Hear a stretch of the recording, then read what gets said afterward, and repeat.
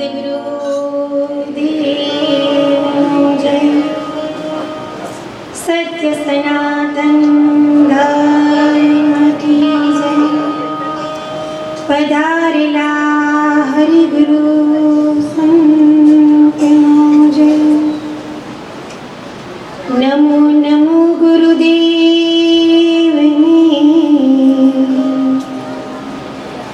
માગો પ્રેમ પ્રસાદ, દયા કરીને દીજીઓ હરિરસ અમૃત સ્વાદ. એક ભજન બોલીએ. બધું સાંભળી સાંભળી તમને એવું લાગે કે આ ઠપકા હાય હાય જ કરે છે, પણ બાપ આ તો આપણા જીવનના કલ્યાણ માટે છે. ભાઈ એક વાણીથી આપણે સત્સંગની શરૂઆત કરીએ. સદગુરુદેવનો જય. વાણી રે વાણી મારા સદગુરુની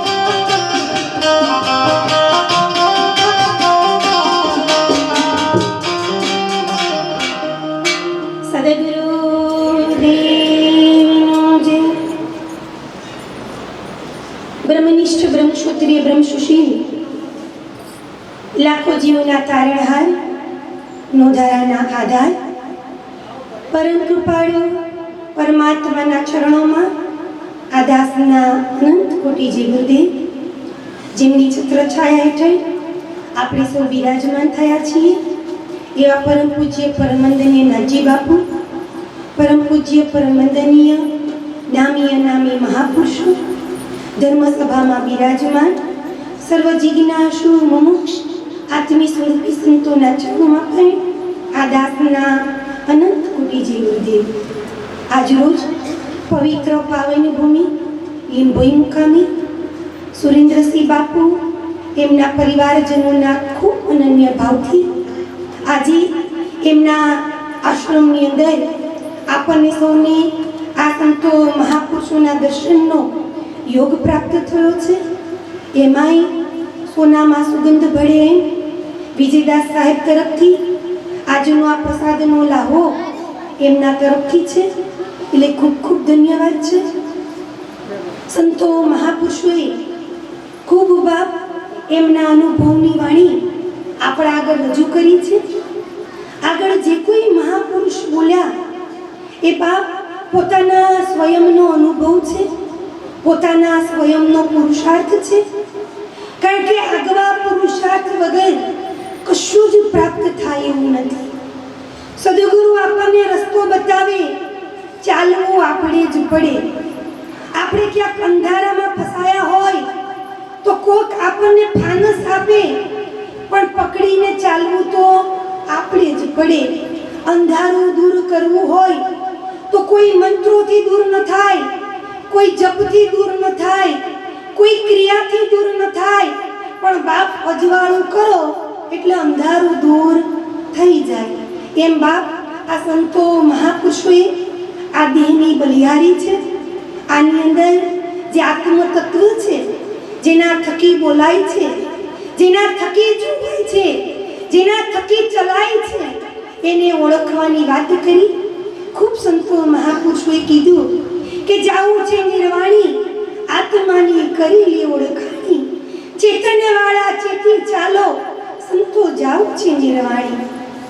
નિર્વાણ પદને પ્રાપ્ત કરવું હોય તો બાપ પોતાની મહેનત જોશે.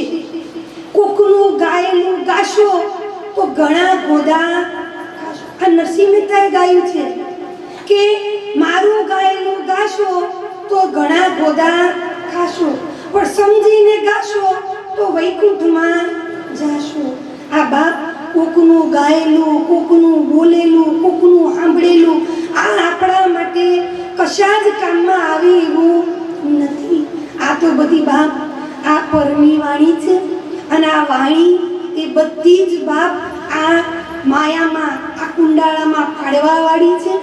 પણ સ્વયંનો અનુભવ, સ્વયંનો નિચોડ જ આપણને તારવા વાળો છે. થોડાક સમય પહેલા કચ્છમાં ગયા હતા. અમે કચ્છમાં ફરીને પાછા જ્યારે આવતા હતા, એક આખો ટ્રક બાટલાથી ખીચોખીચ ભરેલો, આખો ખટારો બાટલાથી ભરેલો. આ તમે જુઓ તો ટ્રક આગળ ચાલે પણ પાછળના અમુક બાટલા જ કૂદે, આગળના કૂદે નહીં. એ બધા એમના, બાકી એ બધા ખટારામાં જતા. જેટલા ખાડા આવે એ બધા એની આવતા હતા, બમ્પ આવી એની આવતા હતા, પણ અમુક 5 હાથ હતા ને એ જ કૂદે. બાકી બીજા જે બીજા 50 હતા એ કૂદતા નતા. આના ઉપરથી એટલી તો ખબર પડે ને કે આ કૂદે છે એ ખાલી છે, હલકા છે એટલે કૂદે છે, બાકી જે ભરેલા છે એ કૂદે. હું નંબર સવિતાબાઈ જોઈ 1 કલાક કૂદી હસ્યા કે આ જેનામાં કંઈ ભરાણું નથી ને એને કૂદવા પણ મટે એવું. એ ગમે ત્યાં જાય, એ મંદિરે જાય, કોઈ ભૂવા આગળ જાય, કોઈ સાધુ આગળ જાય, સંન્યાસી આગળ જાય, પણ મોય કશું ભરાણું નથી ત્યાં સુધી કૂદવા પણ મટે એવું નથી. આ કૂદવા પણ મટાડવું હોય તો બાપ આ મોય સંતો મહાપુરુષોનો એક શબ્દ ઠરાવો, એક જ શબ્દ. બધો સત્સંગ ઠરાવવાની જરૂર નથી. એક જ શબ્દ આપણા જીવન માટે કલ્યાણકારી છે, પણ એકેય શબ્દ ઉતરતા નથી. આ જીવન કોરું ધાકોર. પરમાત્માએ બે કાન આપ્યા, એક કાનેથી સાંભળીએ અને બીજા કાનેથી કાઢીએ. પણ સંતો મહાપુરુષોએ કીધું છે કે એક જ શબ્દ જો જીવનમાં ઉતરી જાય તો આપણા જીવનનો આ ધન્ય થઈ જાય, આપણો બેડો પાર થઈ જાય, આ મનુષ્ય જન્મ સફળ થઈ જાય. એવો શબ્દ જીવનમાં ઉતરવો ખૂબ કઠિન છે. સંતો મહાપુરુષોએ આ જેટલું કથવામાં આવે એ સત્સંગ નથી, પણ જેટલો આચરણમાં ઉતરે એટલો જ સત્સંગ છે. અને બાપ, એવું આચરણ અમારા સુરેન્દ્રસિંહ બાપુ, તમે વિચાર કરો, ટૂંક સમયની અંદર જ આશ્રમની સ્થાપના થઈ છે.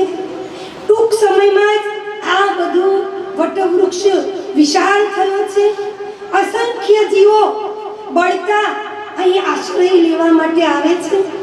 એમના જીવનનો એક જ ઉદ્દેશ છે કે આપણને સત્સંગ આવડતો જ નથી. એ બે હાથ જોડી એટલું જ કે બા, મને કોઈ સત્સંગ ફાવતો જ નથી. કોઈક જીવ આ અજ્ઞાનતામાંથી, અંધશ્રદ્ધામાંથી, વેમ વિષયમાંથી બચી જાય એટલે કે મારી ભક્તિ પૂરી. અને એવા કેટલાય જીવોને વ્યસન મુક્ત કર્યા છે. આજે જેટલા સેવાની અંદર સંતો લાગેલા છે એ બધા બાપ કોક વ્યસન કરતા હતા અને એમાંથી છૂટ્યા છે, અને આજે બાપ એ બધા સેવા કરી રહ્યા છે. આજે આપણે ઘણા એવા હોય કે અમે આના હાથનું ના ખાઈએ, આનું કરેલું ના કરીએ, પણ બાપ સાચા બ્રાહ્મણ એ બન્યા છે કે જેને પોતાના જીવનમાંથી આ બદલીઓ કાઢી છે, અને આજે જેને પોતાના જીવનનું સમજાણું કે આ મનુષ્ય જીવનનું સાર્થક શેમાં? આ બોલવામાં ના બાપ. બોલ્યા એ બધા ફસાણા છે, બોલ્યા એ બધા ભરાણા છે, પણ સેવા કરી અને પોતાનું કંઈક ઋણ અદા કરી રહ્યા છે એવા તમામ મહાપુરુષોને પણ કોટી કોટી ધન્યવાદ છે. અમારા રમેશભાઈ રસોડાની સેવા આપે છે, દર આઠમ હોય કોઈ પણ જગ્યાએ સેવા આપે છે. આજે એમના પગમાં તકલીફ છે, ચલાતું નથી, પણ છતાંય રસોડાની અંદર ઊભા છે. શું કામ? મહેનતાણું લેવા માટે નહીં હો, પણ આ કાયાની ધન્યતા કરવા માટે, આ કાયાને સદગુરુના ઋણમાંથી મુક્ત કરવા માટે ખડે પગે ઊભા છે. આ સત્સંગ તો બાપ સેવાથી જ તરાય, સત્સંગથી કોઈ તર્યું નથી અને તરાય એવું ઉપાય નથી. કાઠિયાવાડની અંદર તમે જોયા હો, આ બગદાણાની અંદર આખે ગામને ગામ રોજના લાખો લોકો જમે છે, પણ આખા ગામની સેવા સોંપેલી હોય કે આજે લીંભોઈ ગામની સેવા, આખું ગામ સેવા કરવા જતું રહે. આજે ફલાસણની સેવા, આખું ફલાસણ જતું રહે. આજે ગણેશપુરાની સેવા, આખું ગણેશપુરા જતું રહે. સેવાથી સંતો મહાપુરુષોને પામી શકાય, શબ્દથી પમાય એવા નથી. અને એટલે ભીખારામ બાપુ કહેતા કે હું જે કહું છું એ કરતા પણ હું કરું છું ને એ કરજો. ભીખારામ બાપુ એટલા તત્વચિંતક મહાપુરુષ કે જે આજના યુગમાં તો શું, પણ અનંત યુગમાં એમની જોડ મળે એવી નથી. પણ છતાંય એ પુરુષ આવનાર અતિથિ માટે ગોદડી પાથરતા, આવનાર અતિથિ માટે પોતાના દૂધમાંથી ભાગ રાખી આવનારને ચા પાતા. એ વખત ટિફિન ઘેરથી જતું એટલે માપનું જ હોય, એક જ જણનું ટિફિન હોય એટલે, પણ છતાંય ભીખારામ બાપુની એવી ભાવના કે કોક કદાચ આવે અને ભૂખ્યો હોય તો એમના ટિફિનમાંથી ભાગ રાખતા અને આવનારને જમાડતા. આજે બાપ આ ભક્તિ એનાથી ફૂલી ફાલી છે, શબ્દોથી ફૂલી ફાલી નથી. અને હું એટલે જ કહું છું કે આ કથની બહુ કથવી નહીં, પણ રેણીમાં કરીને બતાવો. અને જેને રેણીમાં કરીને બતાવ્યું છે એને કથવાની જરૂર પડી નથી. ભક્તિ ભજન એ બાપ આપણા સ્વયંની સ્થિતિ છે, આપણી દશા છે. જો આપણે એમાં હોઈએ તો જ એ બોલેલું સાર્થક, તો જ એ બોલેલું કામનું. નહીતર બધો બકવાદ છે. પહેલા પોતાના જીવનમાં ઉતારવું અને પછી બીજાને ઉપદેશ દેવો. અને ઈથી અધિક બાપ જે ઘરની અંદર બેન, દીકરી, માં, પત્ની દુખી હોય તો ત્યાં સમજી લેવું કે કળિયુગ છે ને. કળિયુગ ક્યાંય લેવા જવો પડતો નથી, પણ ભક્તિની શરૂઆત પોતાના ઘરથી થાય, પોતાના ગઢથી થાય. અને જે ઘરની અંદર આ 4 પાત્ર દુખી હોય તો ભક્તિ ભજન તો છેટું છે, પણ એ ઘરની અંદર કોઈ અતિથિનો પણ વાસ થઈ શકે એવો નથી. આપણા ઘરના આંગણે જો કૂતરું ના આવે ને તો સમજી લેવું કે આપણી ભક્તિ, આપણું પુણ્ય આપણે બધું પલવાર્યા, એટલે આપણા આંગણે કૂતરું આવતું નથી. પણ જે આંગણે અતિથિ આવતા હોય, જે આંગણે સંત આવતા હોય, જે આંગણે આવી કોઈ મહાસભા યોજાતી હોય તો સમજી લેવું કે હજી આપણામાં કંઈક પુણ્ય પડી રહ્યું છે. બાકી જો કોઈ આપણા હાથનું જોતું ન હોય તો સમજી લેવું કે બધું પરવાર્યા છીએ. એટલે હું તો કહું છું, આ 4 પાત્રોને ખૂબ સન્માન આપજો, આ 4 પાત્રોની ખૂબ બાપ ઇજ્જત કરજો. આપણને ભલે સામાન્ય લાગે, પણ આ સ્ત્રી શક્તિનું સ્વરૂપ છે અને આ શક્તિથી આ જગત રળિયામણું છે. કોઈ પણ હોય, આજે સામાન્ય માણસને પણ ચાલવા માટે શક્તિ જોઈએ, બોલવા માટે શક્તિ જોઈએ, કંઈક કાર્ય કરવા માટે શક્તિ જોઈએ. શક્તિ વગર કશું જ શક્ય નથી. અને એવી શક્તિ આપણને સાક્ષાત મળી છે, અને છતાંય જો આપણે એનું સન્માન ન કરી શકીએ, આપણે 2 હાથ જોડી એના વંદન ન કરી શકીએ તો બાપ આપણી ભક્તિને ધિક્કાર છે, આપણા વાણીને, આપણા સત્સંગને ધિક્કાર છે. કે જે ઘરની અંદર આ 4 પાત્રો દુખી હોય તો ત્યાં દેવતાઓનો પણ વાસ હોતો નથી. એટલે ખૂબ બાપ ઘરથી જ આ ભક્તિની શરૂઆત કરજો. જે પરિવારની અંદર આ 4 પાત્રો અડીખમ હશે ને, એનું ઘર તમે જોજો, એની પ્રગતિ તમે જોજો. એને રોકવા વાળો કોઈ મળે એવો નથી. તો પ્રગતિ કરવી હોય તો આ ઘરથી જ એની શરૂઆત થાય, આ ગઢથી જ એની શરૂઆત થાય. ગઢને ખૂબ પવિત્ર રાખો, પાવન રાખો. આ બુદ્ધિ, આ મન, ચતુરાઈ, આ ડખા ભક્તિમાં ચાલેવા નથી. શું લઈને જશું? આ હું તમને આજે સંભળાવું, તમે આજે સાંભળી પણ લીધું, પણ એ કર્મનું બંધન લઈને હું ક્યાં જઈશ? આ અમે તમને કોઈ સંભળાવવા આવ્યા નથી. અમે તો બાપ અમારું પાત્ર ચોખ્ખું કરવા આવ્યા છીએ. આ અત્યારે આ એવો ફાસ્ટ સમય છે કે કોઈના કાયાનો કોઈ ભરોસો નથી. અને એટલે કીધું, આ કાયાનો કોઈ ભરોસો નથી. ઘડી પલક નહીં ભરોસા, દિલમાં દેખ વિચારી, હરદમ દોરી કાળ હલાવે, પલમાં લેશે મારી, સત સાહેબ કા સુમરણ કર લે, ચેત ચેત નરને. આ કાયાનો કોઈ ભરોસો નથી બાપ. એટલે આ કાયાનું ગુમાન કર્યા વગર, આ કાયાનું અભિમાન કર્યા વગર, આ આજે છે અને કાલે નથી એવું સમજીને જીવન જીવીએ તો જીવન ધન્ય બનાય. પણ હજી તો અભિમાન છૂટતા નથી. હજી તો પડે આ જીવ અભિમાનના ઓથી, અભિમાનના ડુંગરે દબાયેલો છે. અને અભિમાન છે ત્યાં સુધી તરવાનો માર્ગ પ્રાપ્ત થાય એવો નથી. તરવું હોય તો મૂકી દે હું ને મારું. તરવા માટેનો એક જ માર્ગ છે કે હું અને મારું મટી જાય તો જ તરાય એવું છે. એટલે બાપ ખૂબ ખૂબ ધન્યવાદ છે. આ સદગુરુના પાવનધામની અંદર આપણે સૌ મળ્યા છીએ, અવારનવાર મળતા રહીએ છીએ. આજુબાજુના જે કોઈ ગામના ભાવિક ભક્તોએ પોતાના તન મન ધનથી સેવા અર્પણ કરી છે, એમને કોટી કોટી ધન્યવાદ છે. સાચો સત્સંગ એ લોકો પામ્યા છે કે જે સેવા કરી રહ્યા છે. કારણ કે સેવાથી અધિક બીજું કોઈ ફળ નથી. અને આવી ગરમીની અંદર પણ ખડે પગે જે પોતાનો પરસેવો પાડી રહ્યા છે, સદગુરુ પરમાત્મા એમના ભીતરની અંદર અખંડ એવો ભક્તિનો ભાવ જાગૃત રાખે. સુરેન્દ્રસિંહ બાપુને પણ કોટી કોટી ધન્યવાદ છે કે બાપ ઉત્તરો ઉત્તર ભક્તિમાં ખૂબ આગળ વધતા રહે. એમનામાં જે નમ્રતા છે ને, આ નીચે જે પુરુષો બેઠા અહીં સ્ટેજ ઉપર બેઠા હતા, એમને એમ લાગ્યું કે સંતો વધતા જાય છે. નીચે બેઠેલા જ્ઞાની નથી બાપ, ખૂબ જ્ઞાની છે, ખૂબ અનુભવી છે, અને એટલે નીચે બેહવાનો ભાવ થયો. નકર આસન છોડવું એટલું કઈ હેલી વાત છે નથી. છૂટતા આ પદ છોડવું ને એ ખૂબ કાઠું છે. એટલે હું નમ્રતાનો ગુણ લાવી અમારા જે મહેન્દ્રસિંહ બાપુ, આ દિનેશભાઈ, જે મહાપુરુષ આ પદને પ્રાપ્ત કરીને બેઠા છે, કોટી કોટી ધન્યવાદ છે બાપ. આ જે કોઈ સંતો મહાપુરુષો આ શીતળ છાયાની અંદર પોતાની આદિ વ્યાધિ દુઃખ મટાડવા માટે આવી રહ્યા છે, એમનું મટ્યું જ છે એ ચોક્કસપણે દેખાય છે. તો જ વારે વારે અહીં આવવાનો ભાવ થાય.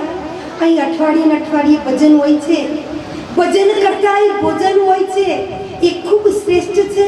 એટલે ખૂબ ખૂબ સર્વ મહાપુરુષોને હું મારા અંતરના ભાવથી વંદન કરી મારી વાણીને વિરામ આપું છું. બોલો સદગુરુ